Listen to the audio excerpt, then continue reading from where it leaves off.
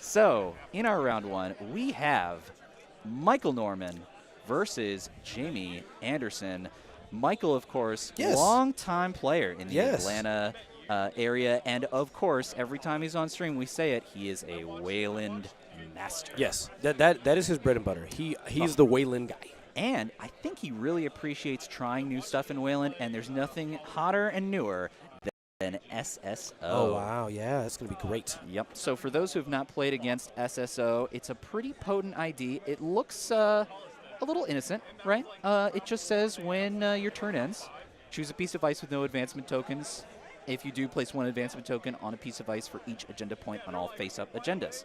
Face-up agendas, Hollis, that means they have to be installed. They're vulnerable. What are you going to do? Well, I guess what you're going to do is you're just going to big boy it up and install it face up and take full advantage of those advancement tokens. The slam and jam. Just this classic strat. Classic slam and jam strat. Yep. Helping that out, of course, is the newer agenda that really helps this ID work, and that is, of course, City Works Project. Yeah.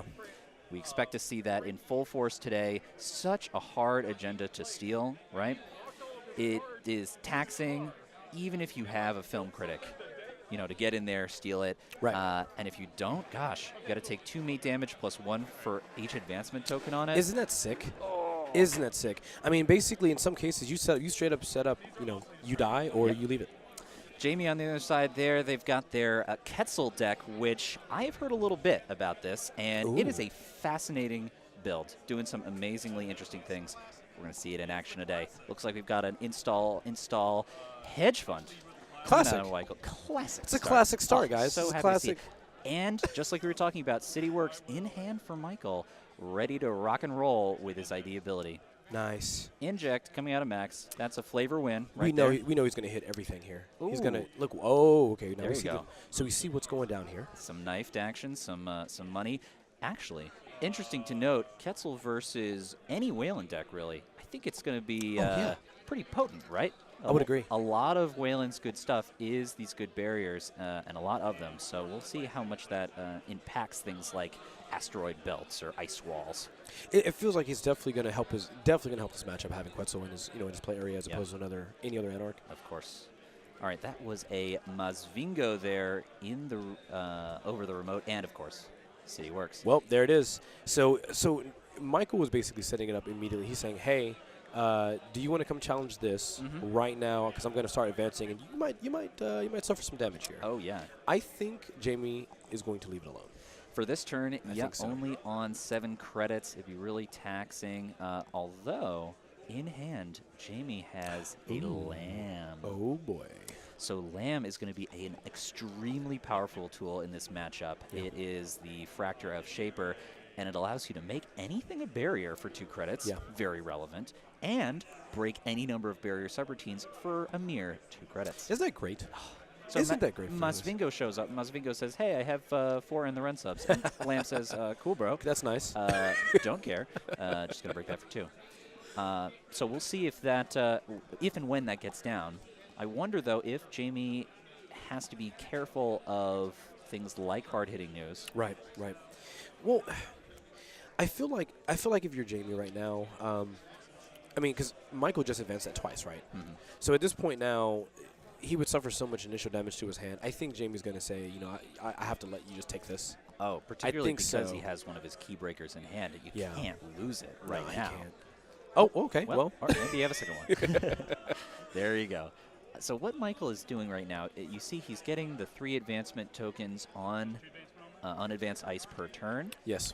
And soon he's going to have them all charged up, all that sweet, sweet Wayland ice.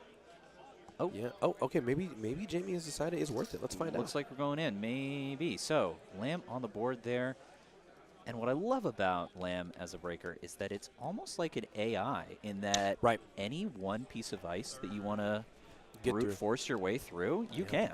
And I think, if anything, I think it's like for this particular plan here, it cannot be stronger, right? I mean, especially because, and there we have it. Oh, incredible. Incredible. I mean, it's so good. So Masvingo there, right, that is the Wayland barrier that gains subroutines for every advancement token. It is 3 strength only, and Lamb says, sure.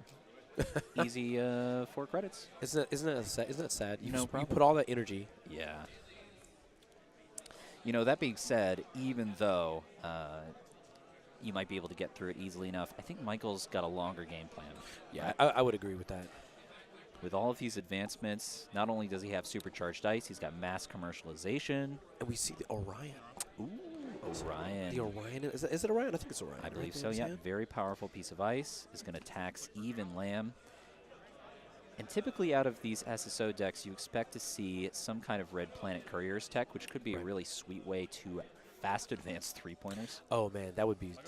And he doesn't have it in. I don't think he has it in hand yet. Nope, not yet. It's going to be exciting. Mm-hmm. It's going to be exciting when the combo comes out. So it looks like Jamie not challenging there, or at least not getting in and taking that agenda. Instead, going for the frantic coding. Yep.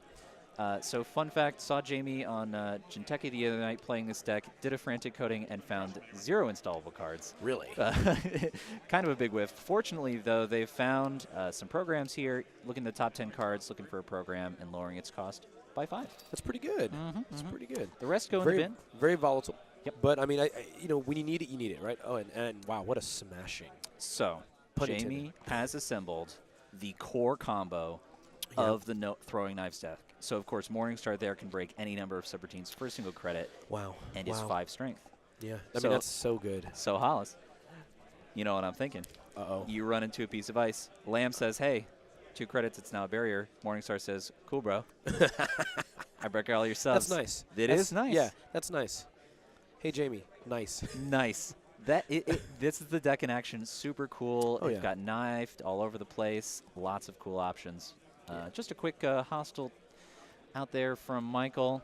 Getting some money, getting up to 4 points really quickly. Yeah, really fast. But now, technically, Jamie's is in a kind of good spot right now. He's got the core pieces that he needs. Yep. I think, you know, now he's got to put the pressure on. He's got to put the pressure on R&D and HQ. Yeah. Get in there and get the agendas. So the Bad Pub coming out there, that's going to be useful. Oh, yeah. Mausolus. So Mausolus, not an issue. Nope. For a Lamb and single credit, who's force Mausolus 5 strength. Usually those advanced subroutines would be brutal to face check, but the combination of Lamb and Morningstar makes it a trivial break. It is. I mean, I think that, you know, Jamie's setup right now is this. I will say this. I think the deck is sick. I think having that combination is amazing. Wow, and then we have the knife to just get rid of, you know, obviously.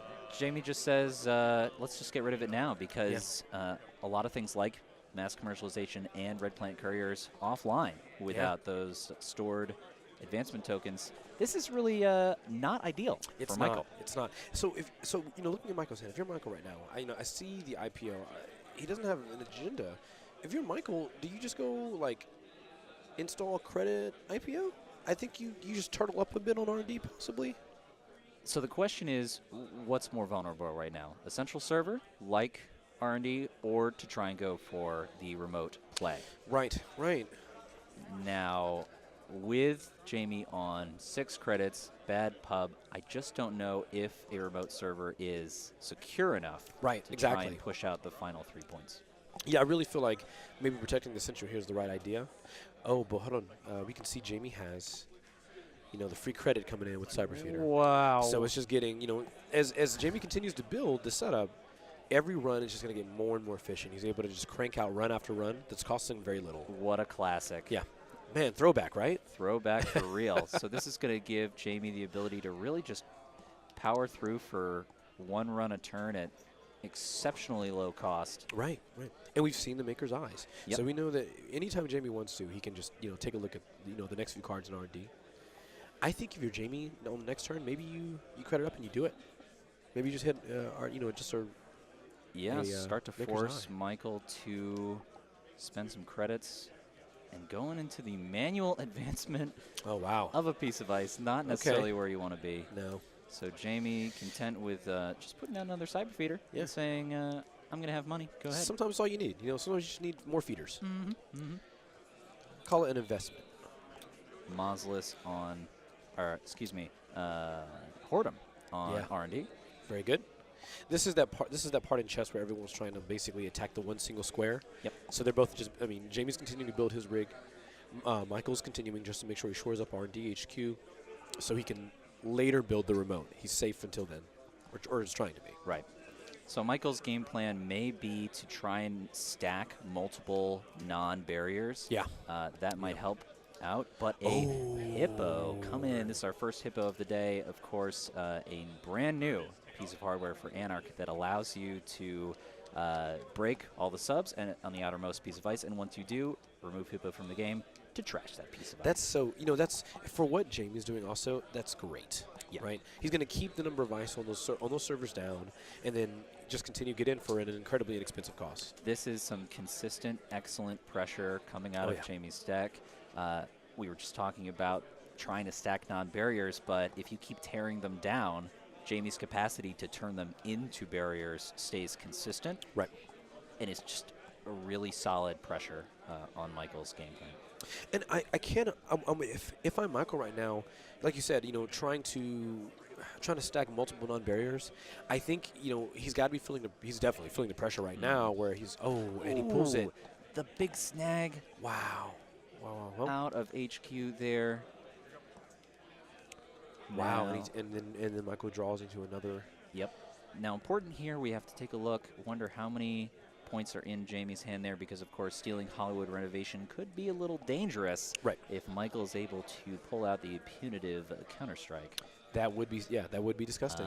Looking in there, 5 cards, pretty safe. I just don't know if Michael can return the blow there. Yeah. And that is a real bummer because there are very few opportunities with a deck full of 3-pointers to land a successful punitive. I'm inclined to agree. Oh, there we go. We got a mass commercialization from Michael. This is putting him really in the money. He needed it. If he'd had it one turn earlier, it would have been a great threat, but unfortunately, it took that turn to really get his econ in a good place. Right. And I mean, he desperately needed those credits because before that, Jamie had the perfect option on the following turn to just Maker's Eye, and which he's doing. And there it is. Yeah.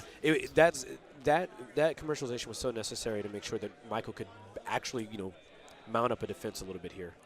So interesting to do a Maker's Eye on only 4 real credits. Of course, having 3 more from the Cyber Feeders, Bad Pub, and the ID can break, but still.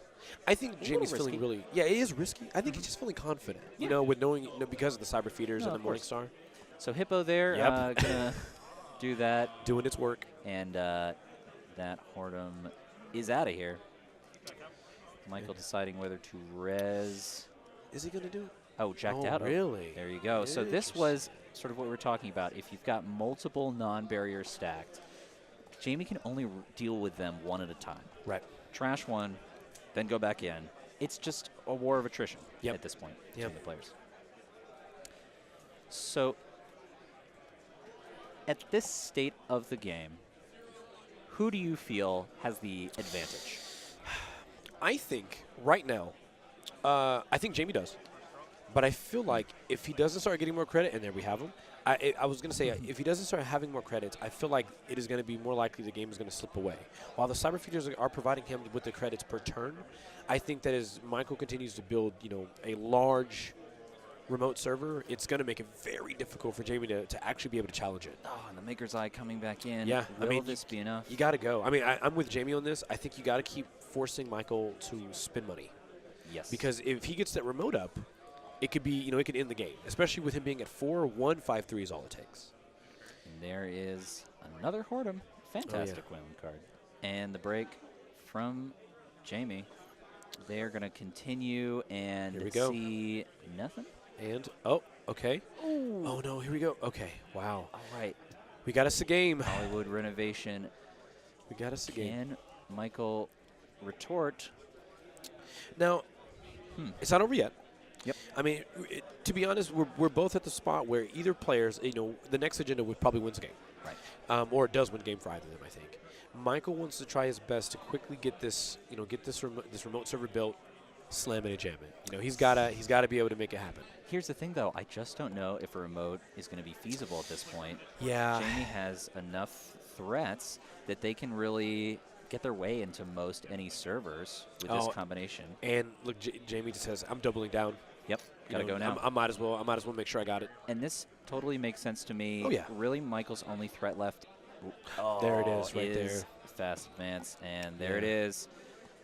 9 Yeah. points. Wow. For Jamie. And Great score. Yeah, I mean that was a great choice there for RDI right there. And I think, you know, Michael looked at it, you know, out of all the 5 threes in his deck, I mean, he had very few agendas, right? That's right. The density is so low. Yeah. Typically, you're going to be favored in situations like that for just pure top decking. But Right. unfortunately for Michael, Jamie's incredibly cool knife-throwing build takes the day and really shows off the power of this really innovative combo.